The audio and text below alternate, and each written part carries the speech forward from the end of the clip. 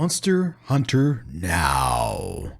The short version description is, as you might rapidly assume based on what it looks like, it's what happens if you take the Pokemon Go AR game formula, but try to cram in Monster Hunter's class-leading action combat instead of Pokemon's collectathon and fuzzy turn-based rock-paper-scissors combat. That's still how it works, right? It's been an age since I played Pokemon Go, but it's still kind of turn-based, but not quite, right? I don't know. Don't really care.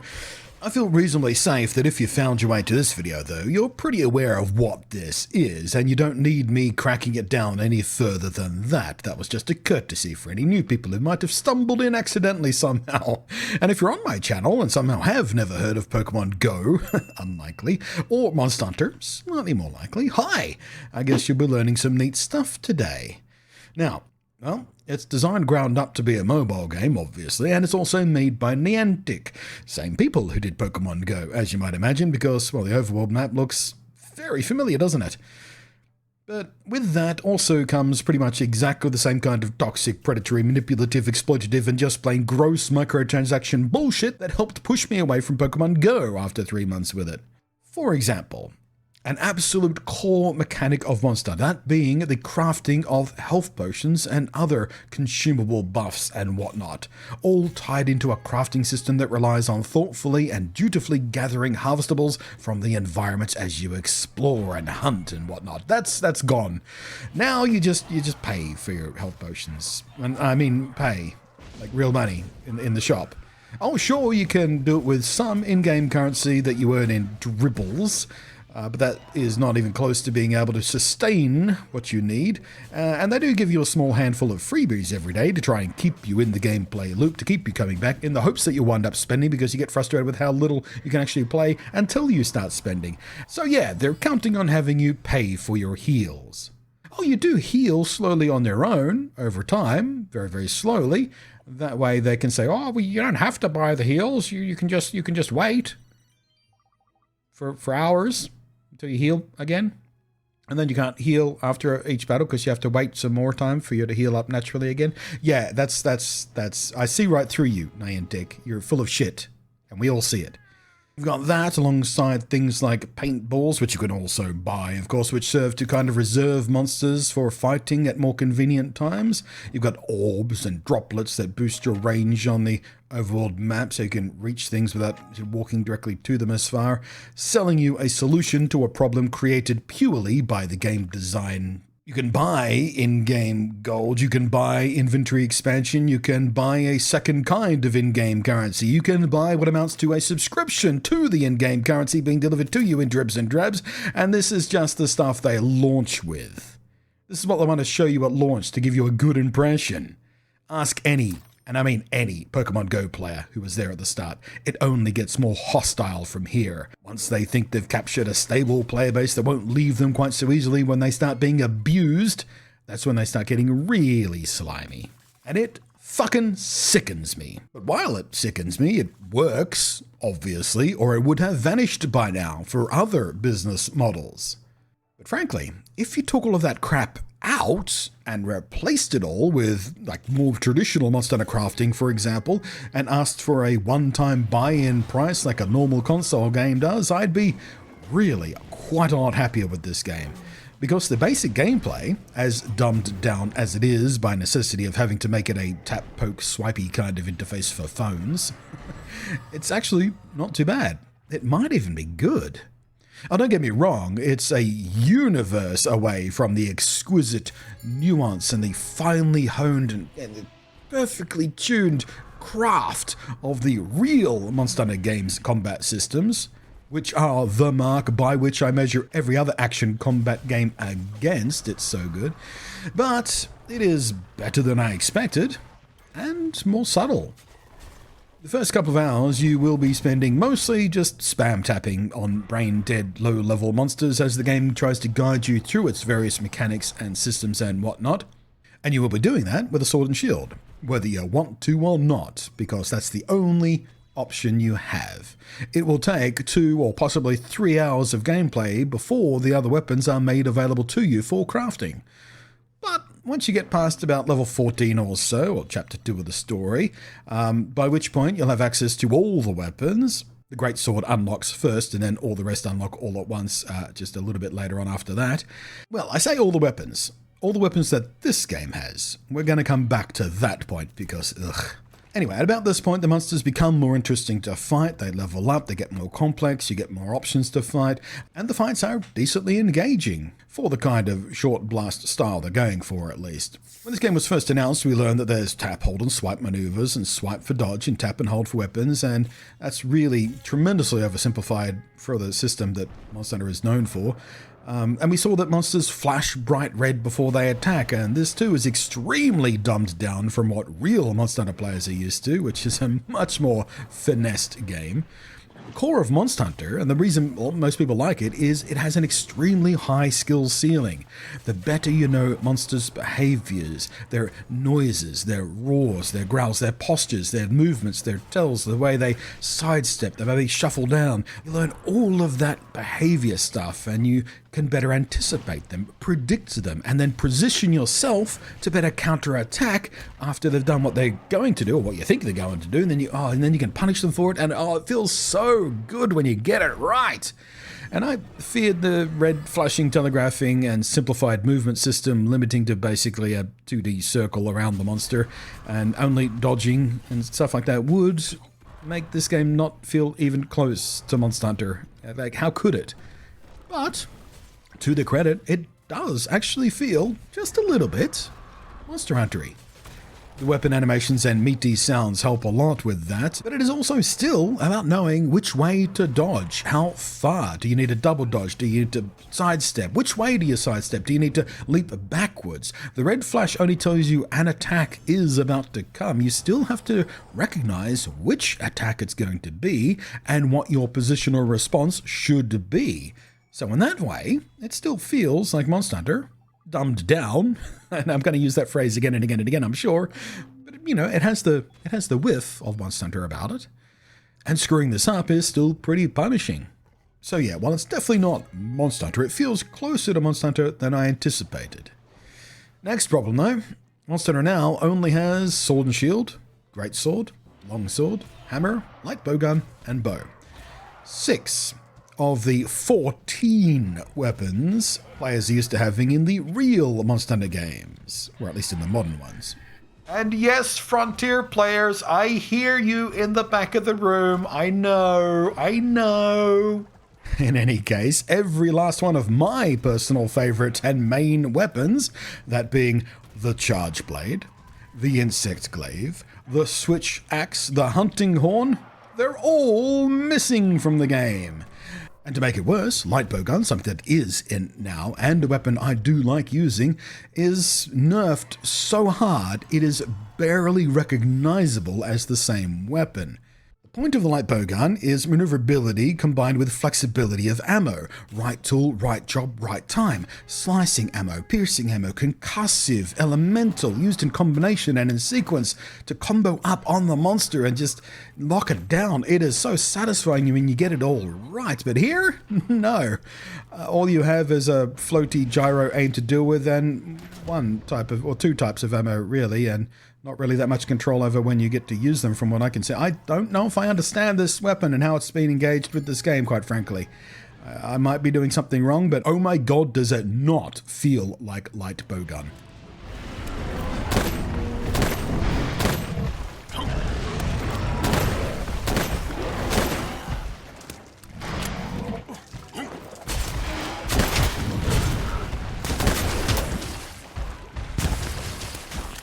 Bow is a similar story. Bow is perhaps less nerfed. I did do an entire playthrough of Rise with the bow on a fresh save file at one point to try and, get myself used to the weapon I had never used until that point, and it's fine. I never fell in love with the weapon, but it's fine. I got used to it. I understand it.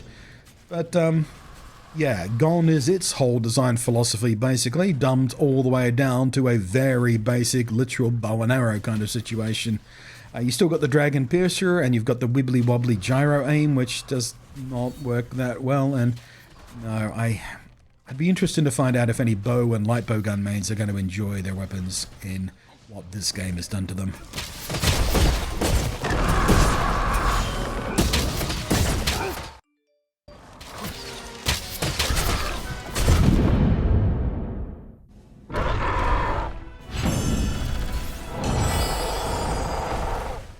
But Sword and Shield, a weapon I mained in my first playthrough of Once on a World and used a few hundred times in Rise, does actually feel pretty good. The classic combos are there, including Perfect Rush. It feels satisfying to do a block and counter, and the animations and the sounds and all that kind of stuff. Real, they burst and pop, and they feel good.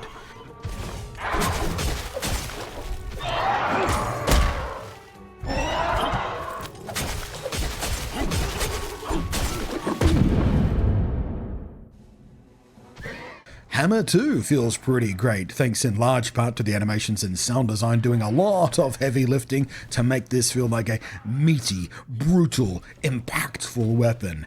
And I don't usually enjoy Hammer quite so much.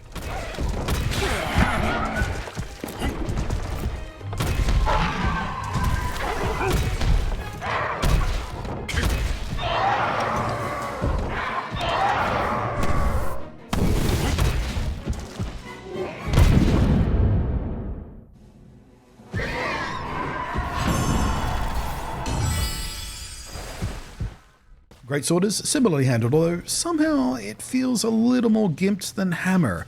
I can't quite place my finger on it. Despite being a similarly slow and deliberate weapon, somehow it doesn't feel as powerful or as elegant as it should. It didn't keep as much of its soul as Hammer, I think. I know that's a vague way to try and describe it, but give it a go and let me know what you think.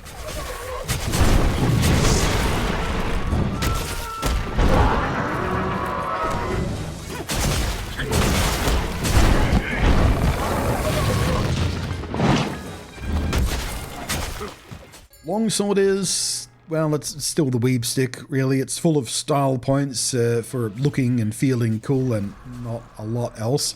It's fine. A longsword main, again, will have to tell me what they think about it, because longsword is what bounced me off World in the very first time I tried to play it, and in Rise, it felt way too basic bitch.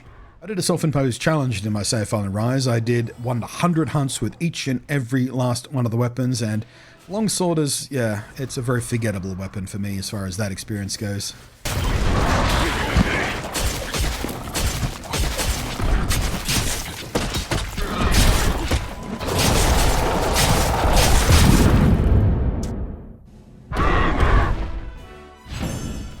If I keep playing this game, I think I might dance between using Sword and Shield for its classic mix of defense and rapid offense, and Hammer for its meaty bonks.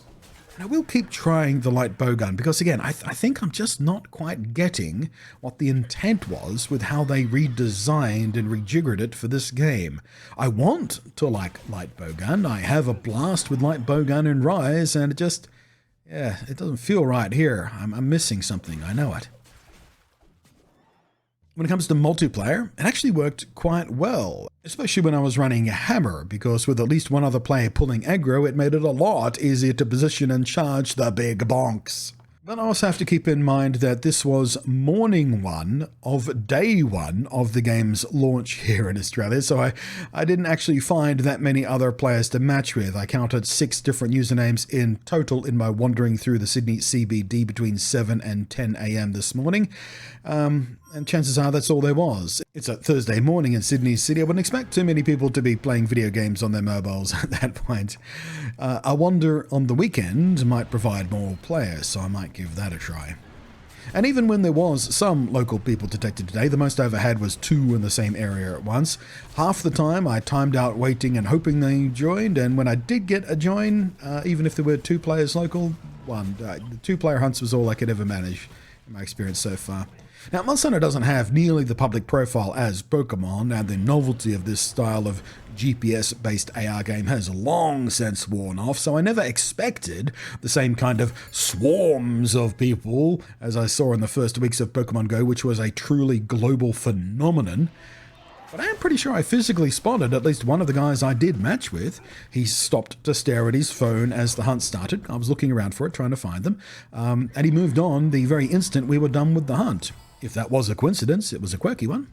So, hello, Kairoki, if you're out there somewhere. We fought a Kulu together near the Sydney Opera House, and I was twice your level, you scrub. Get good.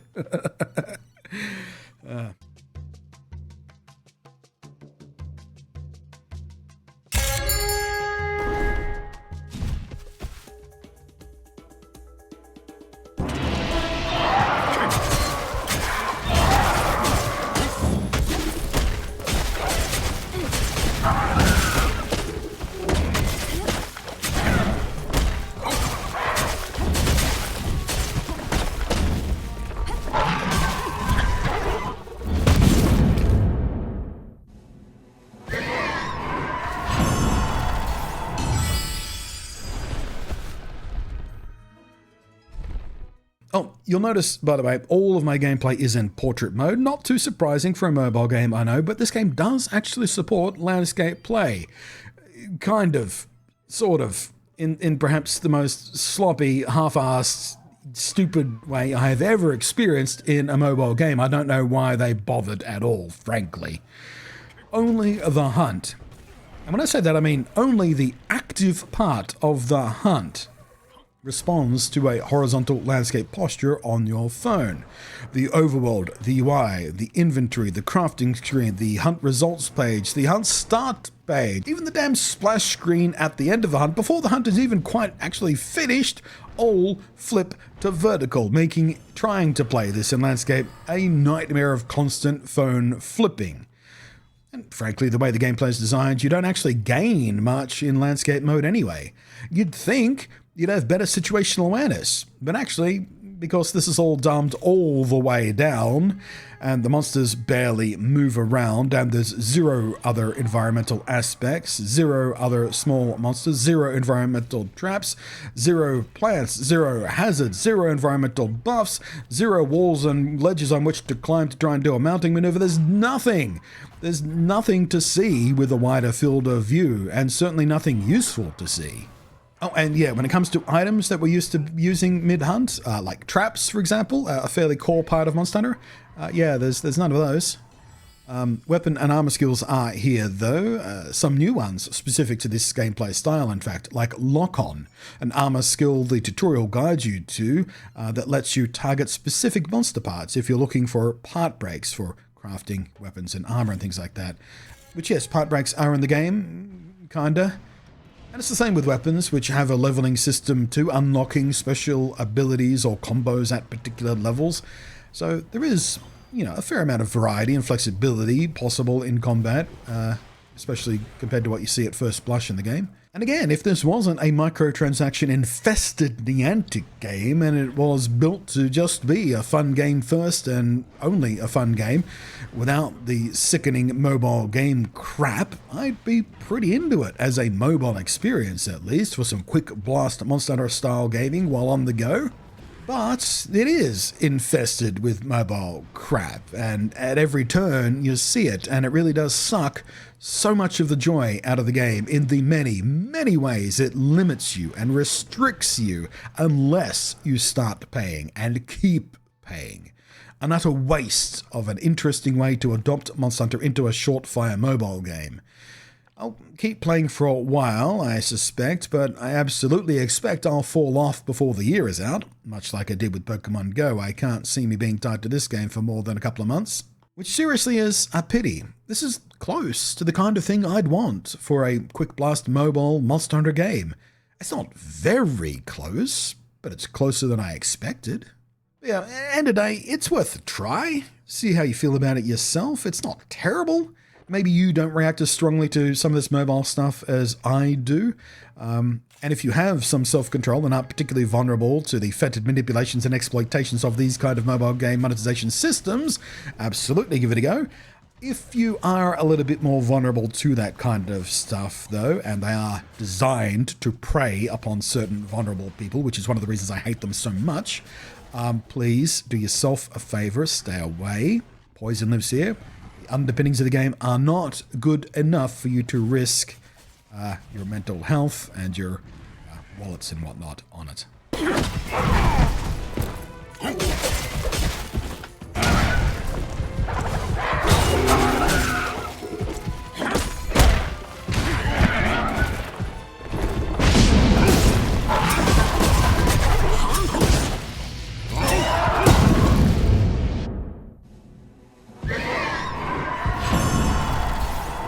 Anyway, hopefully at the Tokyo Game Show in a few weeks, we'll get news and confirmation of the next mainline Monster Hunter game we're all expecting to launch in March of next year, which will mark the 20th anniversary of the original Monster Hunter game's launch, and we are expecting and hoping and praying that this new game and title and any details as yet unknown will be an absolute monster, glorious, beautiful celebration of Monster Hunter. And anything less, and I think the fandom might revolt at this point. The hype is so high and we know nothing about it. Fingers crossed anyway. Thanks for watching. I am Blunty, and we'll catch you next time. And thank you, as always, to the patrons scrolling away up above there, whose kind and generous money I will not be spending on this game.